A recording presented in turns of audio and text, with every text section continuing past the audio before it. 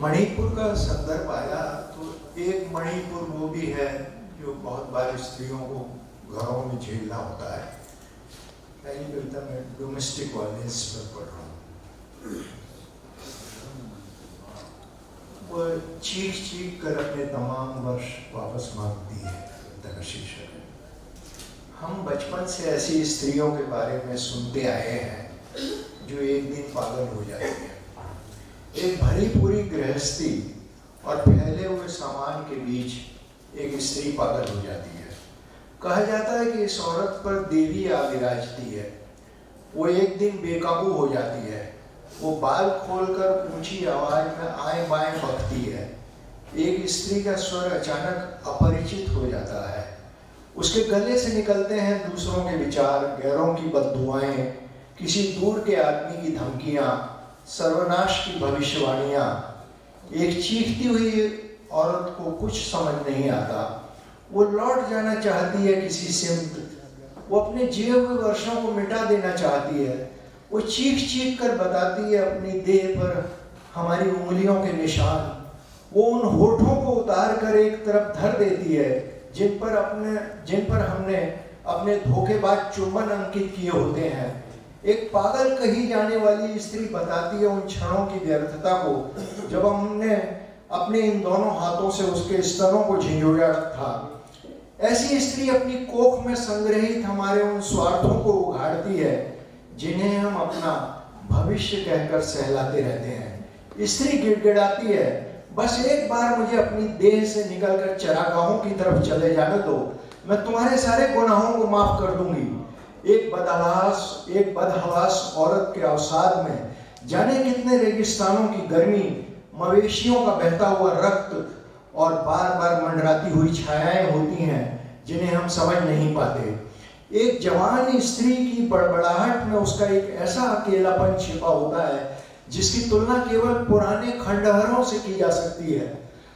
वो अलाव के किनारे बैठकर की गई बदकहियों, सहयात्राओं के किस्से, बैंक बैलेंस, कसीदाकारी, तकिए के गिलाफ और स्वादिष्ट व्यंजनों के झूठ को छिटक कर बाहर आ गई होती है। जिस कमरे में ये औरत अपने बाल नोचती है वहां एक पलंग, एक श्रृंगारदान और जेवरों की एक अलमारी भी होती है। पर सबसे भीतर के इस कमरे में वो स्त्री मांगती है हमसे अपने जिए हुए वर्ष। वो चीख चीख कर अपने तमाम वर्ष हमसे वापस मांगती है। एक पागल कही जाने वाली औरत को सबसे ज्यादा याद आता है अपना बचपन, और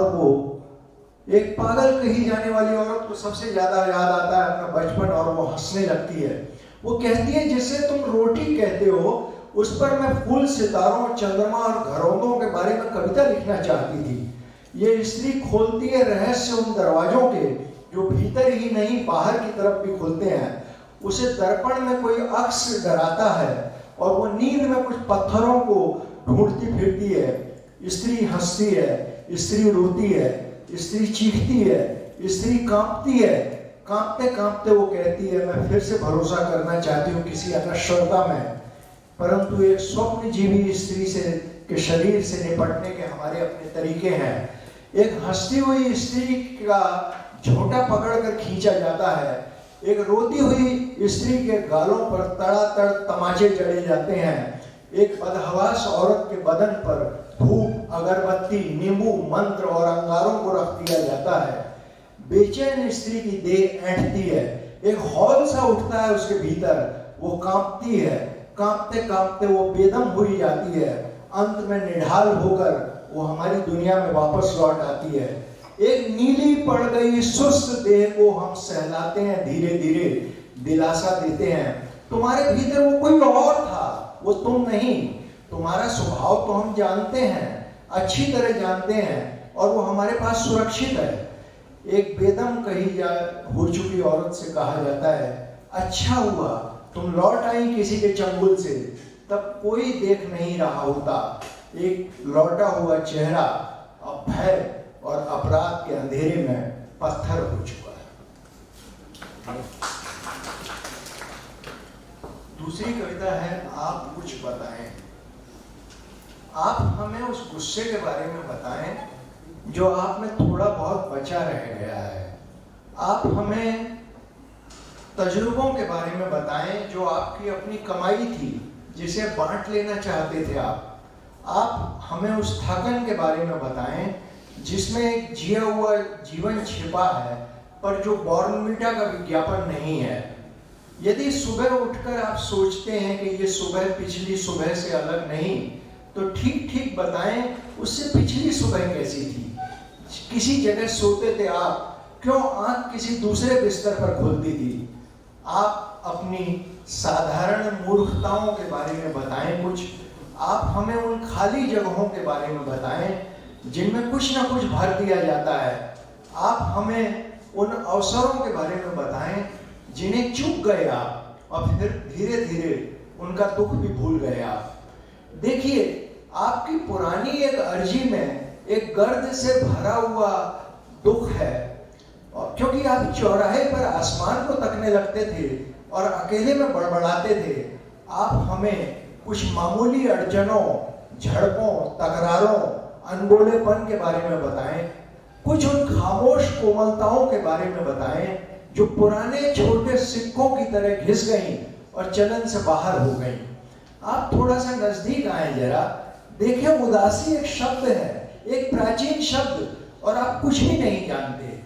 आप हमें अपने अपमान, चुपचाप बिसुरने, मकान की खिड़कियों के बारे में बताएं कुछ।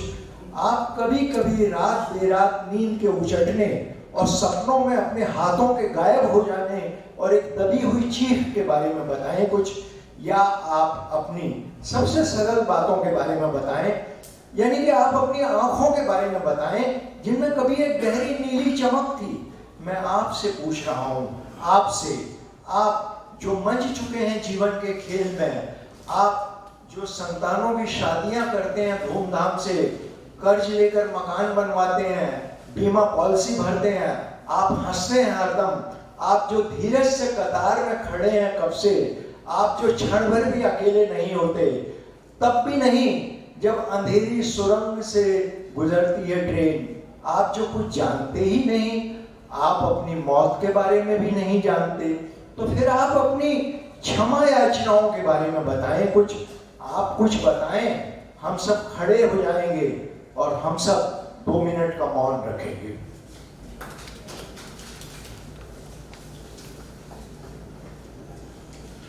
ये कविता है बेमौत मरने से पहले।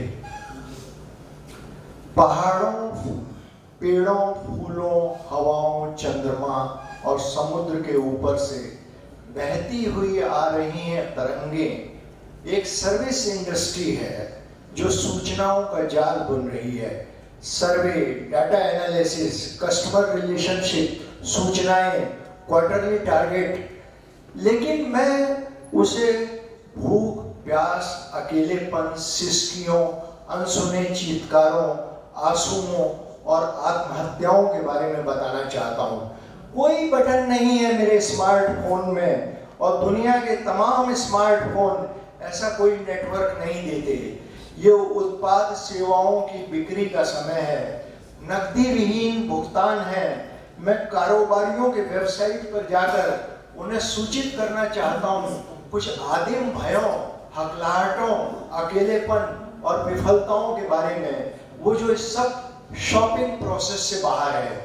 एक गुफा है अज्ञात रह गए रहस्यों की, लेकिन बाहर सब कुछ सुरक्षित, गतिमान, आसान, त्वरित, ऑनलाइन।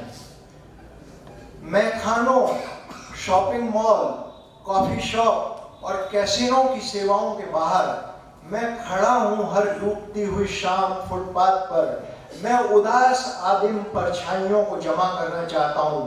कैसे सौंप दिए जाएं उनके फाइनेंशियल टेक्निकल समय को कुछ मनुष्य चिन्ह, विशेषज्ञों की लीलाएं चारों तरफ, वे जो सब परिणाम उन्मुख हैं, नीति निर्धारकों की अंगभूत सेनानी, साफ सुथरे पारदर्शी शीशों के कैबिन में के भीतर बैठे, आंकड़ों के सरकते हुए भूदृश्य को सहेजे, एक प्रेत समय में एक अस्थिर सुख और छायाओं के पीछे लपकते, भागते, दौड़ते, थकते, बेसुध, कंप्यूटर पे झुके हुए, दक्ष, प्राधिकृत, समन्वित, तत्पर, अन्वेषी।